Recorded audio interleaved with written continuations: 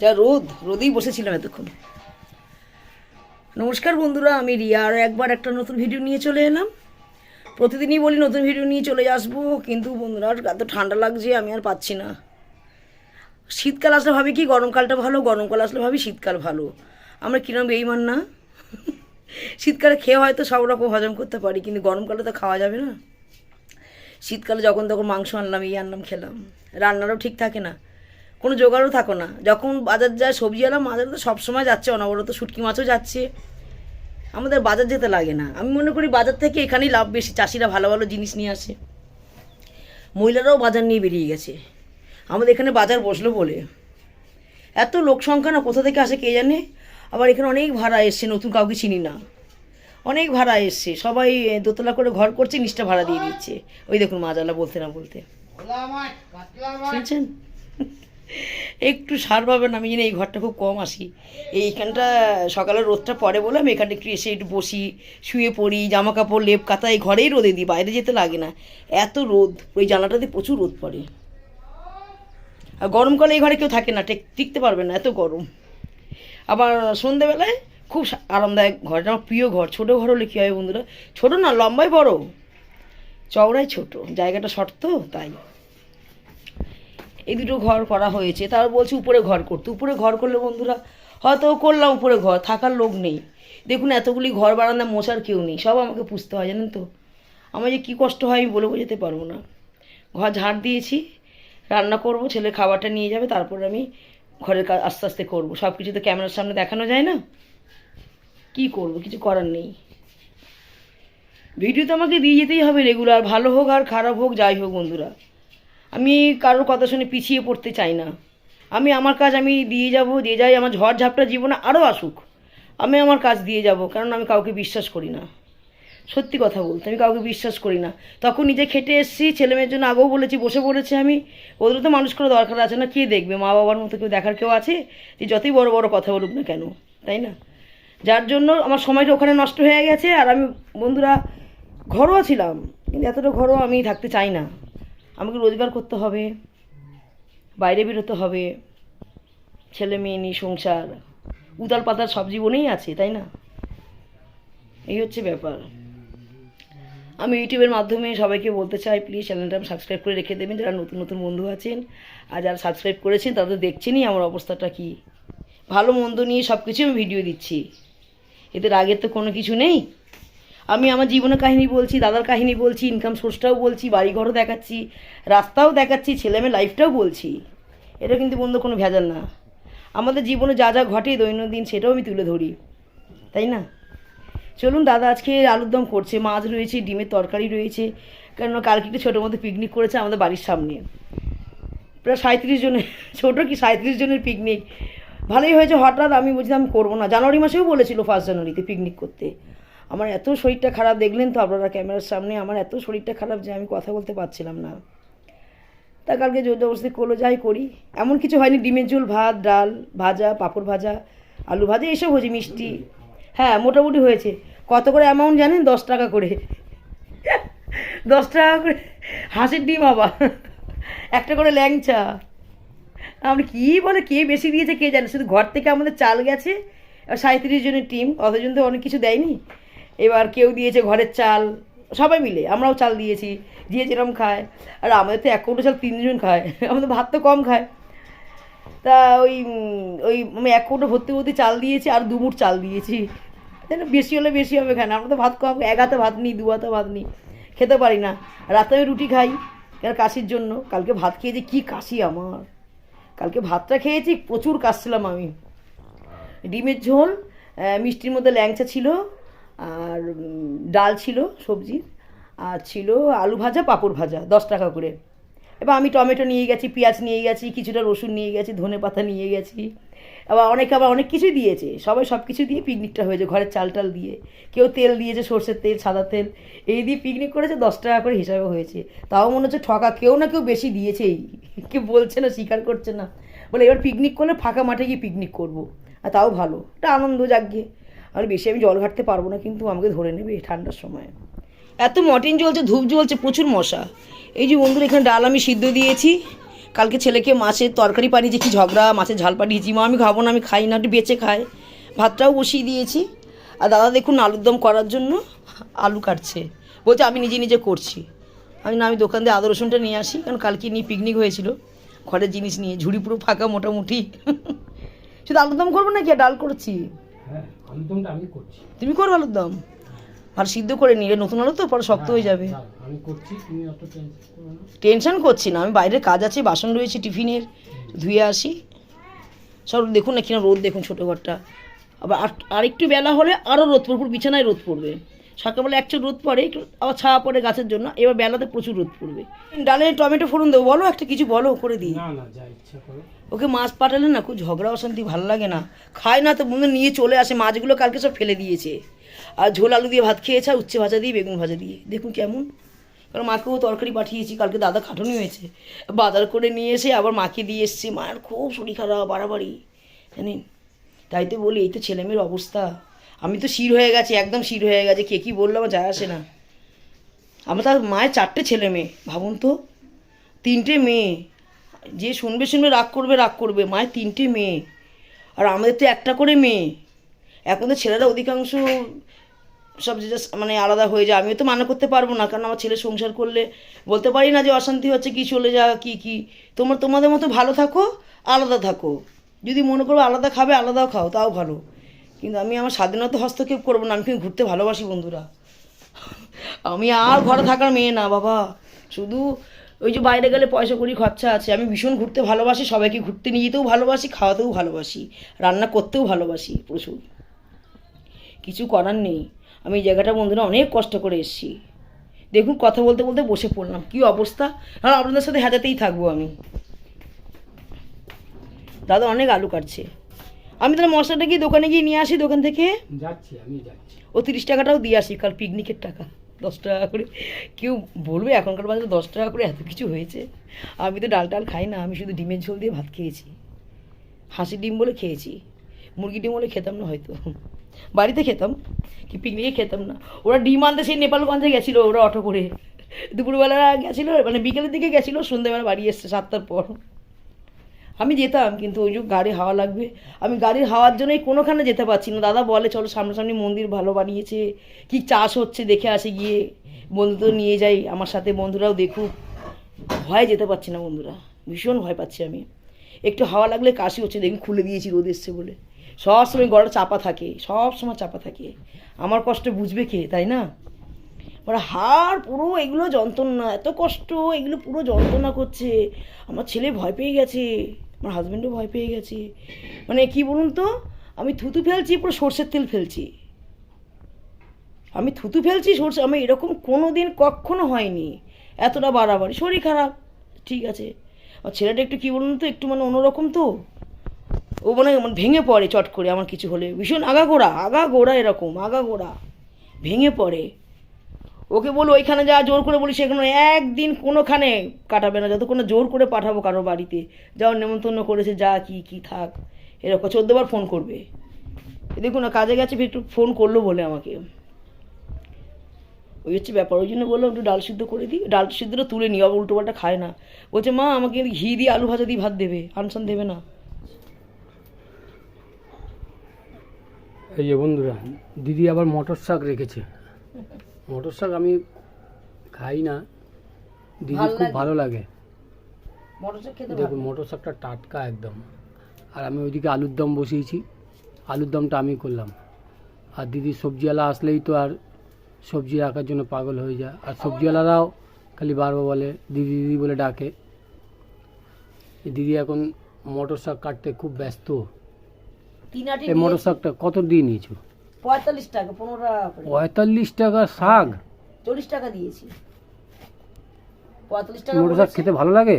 আমার খুব সব রকম শাক খেতে বন্ধুরা ভালো লাগে। দুখানা লাউ শাক তুলেছি, একটা লাউ শাক পচে গেছে, আর একটা লাউ শাক বেঁচে গেছে। যদি পালং শাক তুলতে গেছিলাম, একটা লাউ শাক তুলে দিয়েছি আমি। ওইটাকে খানিকক্ষণ পর পাঁচিলে উঠে দড়ি দিয়ে টাঙাবো, চালে তুলবো। আর মটর শাকগুলো কি সব করবে? সব করে ফেলবো, একটুখানি হয়ে যাবে না, একটু বেগুন দেবো। মটর শাকে আবার বেগুন লাগে? হ্যাঁ দেবো, না ভালো লাগবে না শাক। আমি বেগুনই ভাজি, বেগুন টেস্ট হয়, শীতের বেগুন না। ভালো যে লাগে। বেগুন কত অল্প আছে নাকি? ও তো যা আছে হয়ে যাবে বড় বেগুন। আচ্ছা আচ্ছা, ঠিক আছে ঠিক আছে। তুমি তো নিয়ে এলে পোড়া খাওয়ার জন্য। তো পোড়া তো আর খাওয়া হলো না, না। ভেজেই খাওয়া হয়ে গেল সব। আজকে আর বিকেলে বেগুন আনবো, বড় দেখে বেগুন একটা আনবো। এখানে নিই কেন, আমাদের বাজার থেকে এখানে অনেক ভালো, এখানে টাটকা জিনিস পাওয়া যায় জানেন তো। এখানে যে চাষিরা মানে জিনিসপত্র আনে, মাছ আনে, সব কিছুই আনে, খুব টাটকা জিনিস। আর আমার শাক খেতে ভালো লাগে, খেসারির শাক। এখনই তো খাবো, কখন খাবো? শীতকালে সবজির দামটা বেশি, কিন্তু শীতকালে তো হ্যাঁ। সবজি খেতে হয়। সবজির যা দাম আর দেওয়া যায় না। দাম কমায় না, এখনো দাম কমে না, কিন্তু বাজারে আরো দাম। তরকারিটা হয়ে গেলে ছেলের ভাতটা দিয়ে দাও, ছেলের ভাতটা দিয়ে আসি। কিন্তু শাক ভাজা খেতে ভালোবাসে, একটু শাক ভাজা করে দিই। শাক ভাজা করে দেবে? হ্যাঁ, শাক ভাজা তো করে তোমার দিই। কাটতে তো দেরি হবে, এখন হয়ে গেছে? হ্যাঁ হয়ে গেছে, আর একটা আটি আছে, এইটা হলে হয়ে যাবে। কোনটা? ও বাবা, তিন আটি নিয়েছি। আটিগুলো এইটুকুটুকু আটি ওই তো। 15 টাকা করে? হ্যাঁ, অনেক দাম নিয়ে নিয়েছে। একটু দাম নেয়, কিন্তু এখন তুলে নিয়েছে টাটকা সবজি। না না, সে ঠিক আছে, কিন্তু এত দাম দিয়ে মটর শাক খাওয়া কোনো... বাজারে খুব টাটকা কম দেয়, কিন্তু রোদে বসে শুকিয়ে যায়। হ্যাঁ, মটর শাক এত দাম দিয়ে কিনে যুক্তি হয় না কোনো। ভিডিও করলেই ফোন আসবে। এই দেখুন না বন্ধুরা, বেগুন দিচ্ছি, একটু মটর শাক নিয়েছি, খুব আশা করেছিল খাবো। একটু বেগুন ছিল, বেগুন দিয়ে নুন হলুদ দিয়ে ভেজে নিলাম। কালো জিরে ফোড়ন দিয়েছি, কত উল্টোপাল্টা হয়ে যাচ্ছে, জন্য টেনশন করছি। আর শুকনো লঙ্কা ফোড়ন দিয়েছি, দিয়ে মটর শাকটা ভেজে নেবো। কী করবো, শাক সবজিতে খেতে পারিনি সেরকম, ঠান্ডা লাগার ভয়ে। আস্তে আস্তে শাকগুলো খেতে হবে। সেই পালং শাকটা খেয়েছিলাম, তো একটুখানি খেয়ে ছেড়ে দিয়েছিলাম, যেহেতু গাছের শাক ছিল। আর লেবু খেয়েছি বন্ধুরা, জানেন তো আজকে একটা কম লেবু খাওয়ার খুব ইচ্ছা হচ্ছিল, দুটো নিয়েছি, বেশি নিইনি সাহস করে, বেশি দামও না। একটা লেবু খেয়েছি, একটা রেখে দিয়েছি, দেখে ছেলেকে এটা পাঠাবো। ও তো খায় না, আনসান একদমই খেতে চায় না। বেগুনটা ভেজে নিই, এটা ভাজা হয়ে গেলে দাদা আবার খাবার নিয়ে যাবে, ছেলেকে দিয়ে ফুল আনবো, তারপরে পুজো টুজো দেবো। এই দেখুন আলুর দম করেছে, বেটা ছেলে যা করেছে অনেক করেছে। ঝোল ঝোল বোনা আলুর দম করেছে, আর এখানে আমি ডাল সিদ্ধ দিয়েছি, আর শাক ভাজা, কিছু করব না। আর ফ্রিজে কালকে সেই মাছগুলো ছিল, পাঁচমিশালি মাছ, পুরো ফ্রিজ প্যাকটা দেখুন, এই যে নিচের দিকে কিছুটা মুছেছি। রান্না করতে আজকে ইচ্ছা করছে না, আমার ভালো লাগছে না। দেখুন 3 আটি শাক নিয়েছি, কতটা জল বেরিয়েছে। যে বেগুনগুলো ভেজে নিয়েছি, ভাজা ভাজা হয়ে গেল, এগুলো এখানে দেবো। জানেন তো বন্ধুরা, আমি মানে দেখবেন এই মটর শাক বলুন আর খেসারির শাক বলুন, যদি আপনাদের চালের গুঁড়ো থাকে বাড়িতে, এখন তো পিঠের সময় সবার ঘরে চালের গুঁড়ো মোটামুটি পাওয়া যাবে, নামাবার আগে ওই চালটা একটু জল দিয়ে গুলে রাখবেন। একদিন করে খেয়ে দেখবেন, যেটা বলছি আমি, যেমনি বেগুন ভাজলাম কালো জিরে শুকনো লঙ্কা দিয়ে, মটর শাক কিংবা খেসারির শাক হোক, আপনি যেরকম শাক ভাজা করলেন, করার পর আপনি ওই চাল গুঁড়ো অল্প করে একটা বাটিতে উষ্ণ গরম জলে অল্প করে না মাত্র গুলে রাখবেন, আর নাবার আগে ওটা দেবেন, খুব সুন্দর খেতে লাগে, খুব একটা অসাধারণ স্বাদ লাগে। আর খুব আঠা আঠা হয় শাক ভাজাটা, দারুণ খেতে লাগে, ও স্বাদটা একদম আলাদা। আপনি খেসারির শাকও দিতে পারেন, মটর শাকও দিতে পারেন, অনেকে শিম দিয়ে করে, কিন্তু মেথি শাকে ভালো লাগবে না, মেথি শাক কিন্তু বেগুন ছাড়া ভালো লাগে না। অনেকে আলু দিয়ে ভাজে, শিম দিয়ে ভাজে, কি আলু বেগুন শিম দিয়ে ভাজে, আমি শুধু বেগুনই দিই মেথি শাকে। বেতে শাক একবারও পেলাম না, খাওয়া হলো না বেতে শাক। হ্যাঁ, বেতে শাক যাচ্ছি, তখন আমার শরীর খারাপ ছিল, তখন আর শাকটা খাওয়া হয়নি। আর এখন তো খাবোই আমি, কিন্তু ভিতরটা কিন্তু এখন ধরপড় করে। কালকে অনেক কষ্ট করে পিকনিক করেছি আমি, জানেন তো, বলছিল বাজে লাগে, জানুয়ারি মাসে করতে পারিনি, এবারে না করলে খারাপ লাগতো না, ওরা খারাপ ভাবতো যে এত করে বলছি পিকনিক করে না, যার জন্য করলাম। থাকতে গেলে তো কথা শুনতে হয় সবারই। শাকটা ভাজা হয়ে গেলে দাদা খাবার দিতে যাবে ছেলেকে, তাড়াতাড়ি করে নিই। এখানে তো মনে হয় 1টা বাজতে যায়। দাদাকে বললাম কিছু বাসন কোসনে হাত দিও না, আমি সব করে নেবো। কি করবো, কেউ তো নেই বাড়িতে, এতগুলি ঘর মোছা, ভালো ঘর করিস তোরা, কে ঘর পুছবে বন্ধুরা।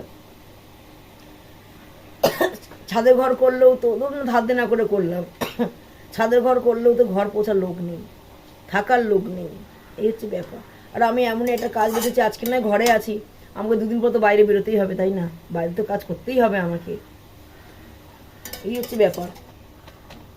সামনে মাঠের দিকে গেছি, কি কাশি, একটু হাওয়া লেগেছে, তাই গলা ফলা বন্ধ করে গেছি, তা হলেও কি কাশি, ভালো লাগছে না দাদা, আর ভালো লাগে না।